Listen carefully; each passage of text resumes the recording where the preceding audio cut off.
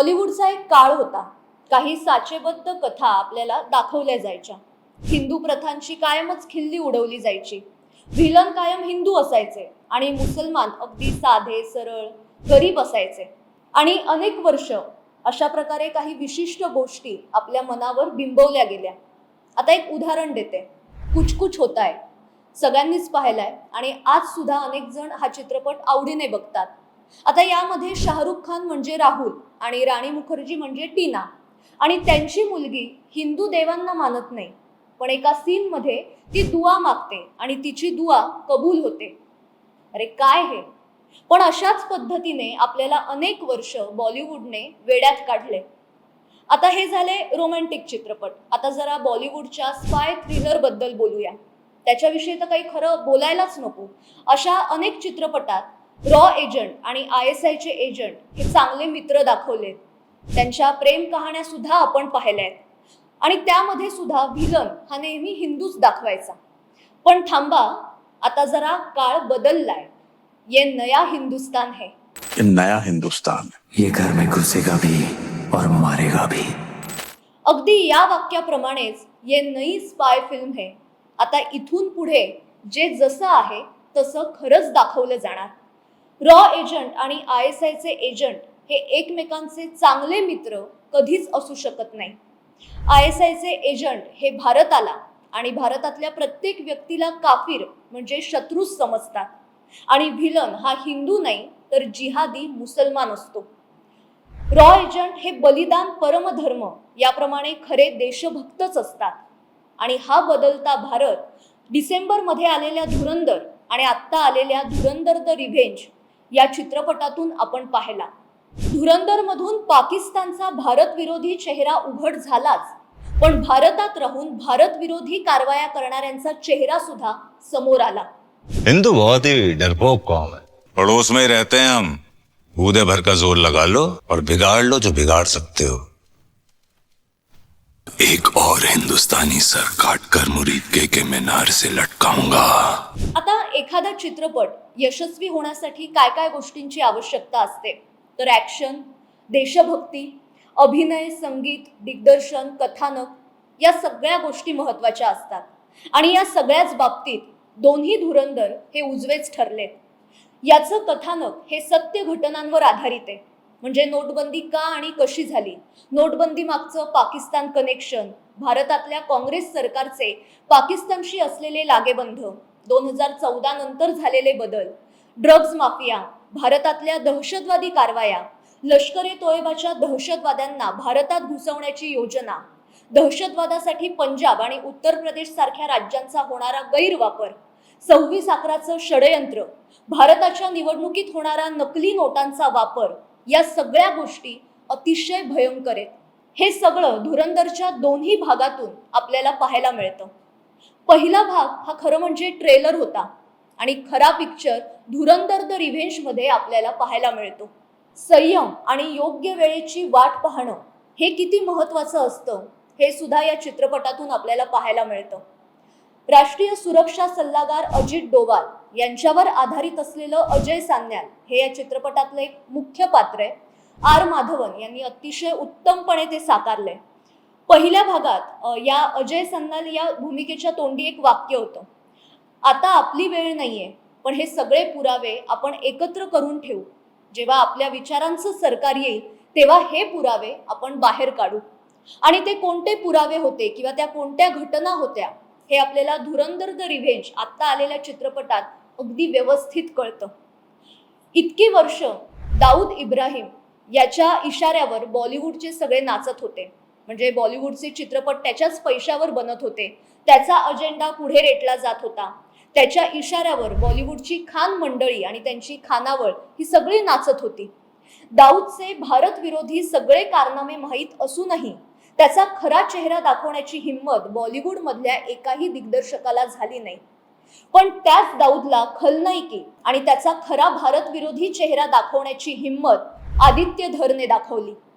2014ला भारताच्या लोकसभा निवडणुकीमध्ये दाऊदच्या इशाऱ्यावर चालणारं काँग्रेस सरकार न आल्यानं आणि पंतप्रधान नरेंद्र मोदी यांच्यासारख्या देशभक्त हिंदुत्ववादी नेत्याने पंतप्रधान पदाची शपथ घेतल्यामुळे दाऊदच्या पायाखालची जमीनच सरकली. दाऊदला विषबाधा झाली अशी बातमी मध्यंतरी आपण अनेक जणांनी वाचली असेल, पण ती विषबाधा कशी झाली हे सुद्धा या चित्रपटातून पाहायला मिळतं.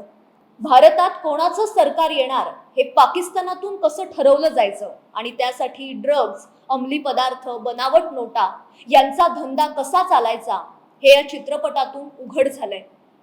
अजून एक महत्वाचा मुद्दा म्हणजे यूपीतील गुंड गँगस्टर अतिक अहमद, ज्याचे संबंध पाकिस्तानातली गुप्तचर संस्था ISI आणि दाऊद इब्राहिमशी कसे होते हे दाखवण्यात आलंय. त्याचा एन्काउंटर होण्यामागे नेमकं काय कारण होतं हे चित्रपट पाहिल्यानंतर आपल्याला कळतं. उत्तर प्रदेश म्हणजे मिनी पाकिस्तानच यांनी करून ठेवला होता आणि दहशतवादी अड्डा बनलेलं उत्तर प्रदेश आज योगी आदित्यनाथ यांच्या हातात किती सुरक्षित आहे हे आपल्या समोर आहेच. सिनेमाचा पहिला भाग जेव्हा रिलीज झाला तेव्हा अरफा खानम शेरवानी, ध्रुव राठी, रवीश कुमार या काँग्रेसी इकोसिस्टीम यांच्यासह पवन खेडा, सुप्रिया शिनेत हे जे काँग्रेसची अधिकृत गँग आहे ती या चित्रपटावर तुटून पडली. आत्ता सुद्धा दुसरा भाग आला तेव्हा सुद्धा या सगळ्यांनी ओरड केली आणि भाजपचा प्रोपोगंडा आहे, 2029च्या निवडणुकीची तयारी आहे असं सुद्धा म्हटलं.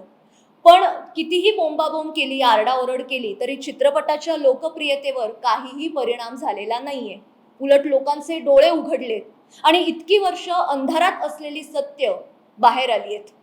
मोदी सरकारने घेतलेल्या महत्वाच्या निर्णयांमागचा विचार किंवा तो निर्णय घेण्याची गरज का होती हे चित्रपट पाहिल्यानंतर कळतं. नोटबंदीच्या निर्णयावर काँग्रेसच्या नेत्यांनी प्रचंड टीका केली, म्हणजे आकांडतांडवच केला होता. पाकिस्तानातील तस्कर जावेद खनानी याच्यावर नोटबंदीनंतर आत्महत्या करण्याची वेळ आली. मोदी सरकारच्या धोरणांमुळे पाकिस्तान भिकेला लागला ही गोष्ट आपण कोणीच नाकारू शकत नाही. बरं, हा जर चित्रपट प्रोपोगंडा असेल तर मग सलमान खानचा बजरंगी भाईजान, Phantom, Jodha Akbar, my name is Khan, Aamir खानचा फना, रंग दे बसंती हे चित्रपट काय होते? हे प्रोपोगंडा नव्हते? यातून नेमका कोणता संदेश द्यायचा होता? अशा एक एक चित्रपटांची जर मी नावं घ्यायला लागली ना तर त्यावर एक वेगळा विषय करावा लागेल. अजून एक महत्वाचा विषय म्हणजे गेल्या काही वर्षात पाकिस्तानात अज्ञात व्यक्तींनी केलेल्या बेधडक कारवायांबद्दल आपण वाचत आलोय. अतिरेकी मोहरक्या सय्यद रजाला गोळ्या घालून ठार मारण्यात आलं. अतिरेकी हरविंदर सिंग हा हॉस्पिटलमध्येच मृत्युमुखी पडला.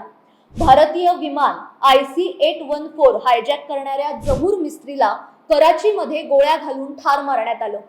बनावट नोटांची तस्करी करणारा ड्रग डीलर अतिक अहमद हा भारतीय तुरुंगातून बेलवर सुटताच अचानक त्याच्यावर गोळीबार झाला आणि त्यातच त्याचा मृत्यू झाला. या सगळ्या घटना चित्रपटात पाहिल्यानंतर भारताच्या आक्रमकतेची कल्पना येते आणि खात्री पटते की ये नया भारत है, घर में घुसेगा भी और मारेगा भी. पाकिस्तान सारख्या शत्रू देशात जिथे सातत्याने भारत विरोधी कारवाया शिजत असतात, कुख्यात दहशतवादी राहतात, ISI सारखी घातक गुप्तहेर संघटना आहे, गुन्हे विश्वातील सर्वच कुख्यात लोकांना तिथे आश्रय दिला जातो आणि अशा देशात गोपनीयरित्या प्रवेश करणं, त्या आतंकवाद्यांसह राहून त्या व्यवस्थेचा अभ्यास करणं, त्यांच्या यंत्रणेचं निरीक्षण करणं आणि योग्य संधीची वाट पाहून आतंकवाद्याला ठार करून कोणताही पुरावा मागे न सोडणं हे प्रखर देशभक्तीशिवाय शक्यच नाहीये. धुरंधर हा चित्रपट या सगळ्याच कठीण आणि अशक्य वाटणाऱ्या गोष्टी अज्ञात धुरंधरांनी कशा पद्धतीने साध्य केल्या याची काही वेळातच आपल्याला तोंड ओळख करून देतो. दाऊद इब्राहिम, हाफिज सईद, मौलाना मसूद अझहर यांच्यासारखे अनेक दहशतवादी आजही पाकिस्तानात राहून भारत विरोधी कारवाया करतायत.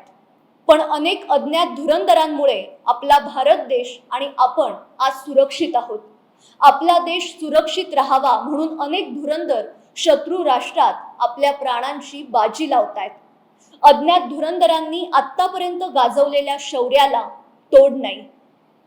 आजच्या भागात इथेच थांबते, पण ज्यांनी ज्यांनी धुरंधर द रिव्हेंज हा चित्रपट पाहिला नाहीये त्यांनी नक्की पहा आणि तो चित्रपटही तुम्हाला कसा वाटतोय आणि आजचा हा भाग तुम्हाला कसा वाटला ते कमेंट्स मधनं नक्की कळवा.